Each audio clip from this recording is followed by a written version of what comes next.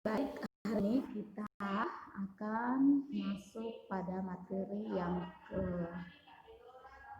kedua dalam bab yang kedua. Jika minggu yang lalu kita telah melihat sekilas mengenai video pembelajaran mengenai sistem dan penegakan hukum di Indonesia, hari ini kita akan lihat dulu seperti apa sistem hukum yang ada di Indonesia. Jika kamu pernah mengingat pada pertemuan kelas 11 dulu kita telah pernah mempelajari mengenai hukum di Indonesia. Jadi pada hari ini kembali kita memperdalam lagi materi kita di kelas 12 ini.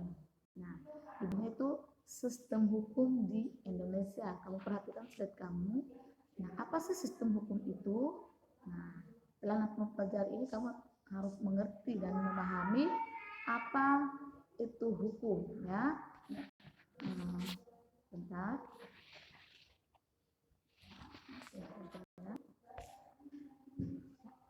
Hukum itu adalah peraturan yang secara resmi dianggap mengikat yang dibuat oleh penguasa atau pemerintah. Dia dibuat dan ditetapkan oleh penguasa atau pemerintah.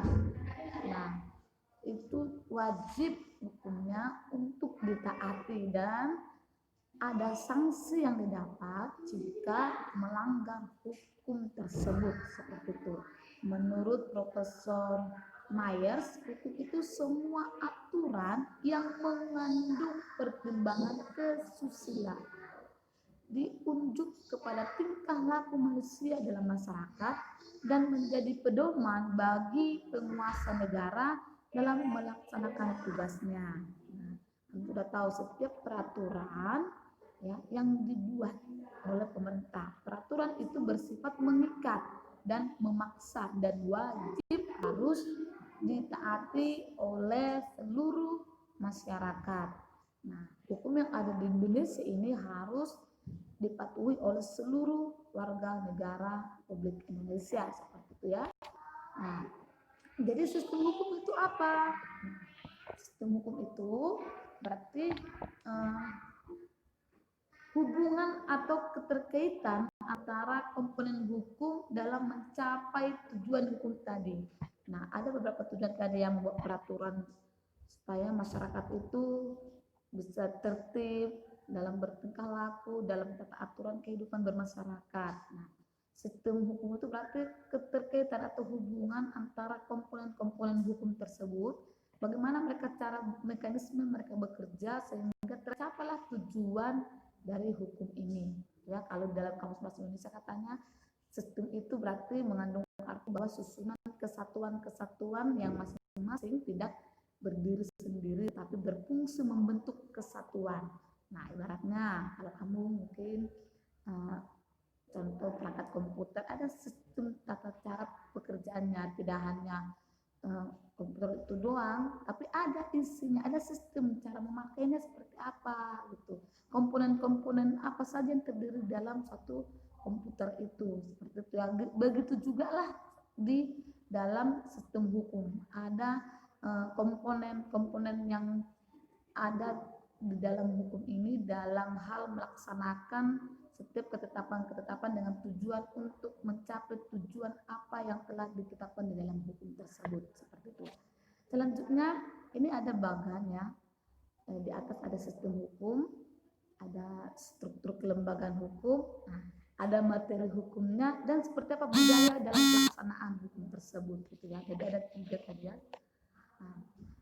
Sistem hukum itu berarti ada strukturnya atau kelembagaannya atau orangnya yang melaksanakan itu, dan ada isi atau materi dalam hukum itu, undang-undang itu, peraturan itu, dan bagaimana cara pelaksanaannya, budaya hukum itu seperti apa.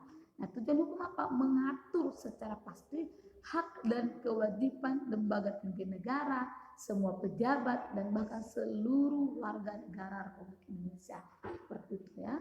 Selanjutnya, kita melihat dulu ciri-ciri hukum. Berisi peraturan mengenai tingkah laku manusia. Dalam hukum itu mencakup seluruh tingkah laku dalam pergaulan bermasyarakat, bernegara, bahkan berbangsa. sistem hukum atau peraturan tersebut dibentuk oleh badan resmi yang berwenang. Siapa badan resmi yang berwenang di Indonesia yang membentuk hukum? Nah, kamu sudah mempelajari waktu kelas 1. Ada lembaga legislatif, gitu ya. Dan siapa yang menegakkannya itu ada lembaga yudikatif, gitu ya. Peraturan atau hukum yang dibuat bersifat memaksa. Nah, memaksa untuk menjaga ketertiban. Nah, kalau kamu contoh berkendara, ada peraturan lalu lintas, itu memaksa. Meskipun mungkin dalam memakai helm itu adalah hakmu, ya, tapi kamu harus memakainya. Meskipun mungkin melindungi kepala kita ini bukan kepala kepolisiannya, tapi ketika kita tidak memakainya, kita kadang ditangkap atau dirazia kan. Nah, karena apa? Karena hukum itu bersifat memaksa. Terdapat sanksi. Nah, kalau kamu melanggar lalu lintas, maka kamu akan ditilang, akan ada denda, atau bahkan melanggar pidana kamu masuk penjara, seperti itu. Hukum itu berisi perintah dan larangan, dan setiap perintah atau larangan dibuat dan harus dipatuhi oleh seluruh manusia atau seluruh warga negara Indonesia, ya. Seperti apa sistem hukum di Indonesia? Nah, ada 3 yang berlaku di dalam Indonesia. Ada hukum adat, ada hukum agama, dan hukum nasional. Kalau hukum agama itu lebih fokus ke hukum Islam, ya, itu berlaku di Indonesia. Karena contoh yang kita lihat itu hukum syariat Islam. Makanya di Indonesia itu yang ada hukum agama Islam dalam hukum perceraian dan sebagainya, seperti itu, ya. Hukum adat juga tentu ada. Karena apa? Negara kita itu berbagai macam budaya sehingga ada berlaku hukum adat. Contoh di Papua. Kalau hukum agama tadi di Aceh itu berlaku. Hukum adat itu berlaku di Papua. Makanya tokoh-tokoh adat di situ diakui sekali, ya. Beda. Memang negara Indonesia itu kan ada berbagai banyak wilayah daerah, tapi tidak semua memakai hukum adat ini. Tapi ada daerah-daerah yang diakui hukum adatnya, seperti itu. Hukum nasional itu ada hukum yang berlaku secara nasional. Di Sumatera pun berlaku, di Jawa pun berlaku, di Kalimantan, di Sulawesi, di seluruh Indonesia berlaku. Itu pidana dan perdata, seperti itu. Selanjutnya, seperti apa hierarki atau sistematika hukum di Indonesia? Ini kamu bisa lihat Undang-Undang Dasar, ketetapan MPR, masuk ke Undang-Undang atau Perpu, peraturan pemerintah sampai ke peraturan daerah. Kamu harus ingat, ya, pada pertemuan kita di kelas 11 itu kita sudah pelajari ini hanya mengingatkan saja dan memperdalam materi kita, seperti itu. Nah, bagaimana hierarki sistematika perundang-undangan di Indonesia. Ini nanti kamu boleh catat, ya. Kamu catat di bukumu dengan rapi, dengan teratur dari awal sampai akhir, ya. Jangan asal-asal dicatati. Nanti dikirim sama Miss bukti bahwa kamu telah mencatat materi ini. Selanjutnya yang ini, ini kemarin sudah pernah kita buat tugasnya, ya. Ini adalah beberapa penggolongan hukum, baik menurut fungsinya, menurut isinya, dan lain sebagainya, ya.